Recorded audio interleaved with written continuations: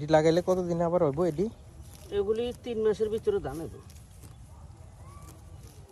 এখন যেটা 90 চলতেছে বা এটা 100 এটা আবার কি অন্য সিজনের নাকি? এটা হলো এই যে এখন আমনের পরে দিয়ে এটা হলো মানে স্কিম আর কি, পানির ভিতরে ইয়া করতে রইতে হয়। ও আচ্ছা আচ্ছা, পানি থাকলেও সমস্যা হবে না? হ্যাঁ, পানি লাগে এটা। আচ্ছা। শুকনো জমিনে পানি দিছি, পানি দিয়ে এটা। এই চারাটা হইছে কতদিনে?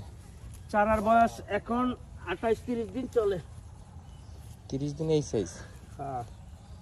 এরপরে আবার 2 মাস পরে ধান আসবে নাকি? 2 মাস না, এই পরে 105-10 দিন লাগবে মোট ধান আসতে। মোট। যাক মাশাআল্লাহ।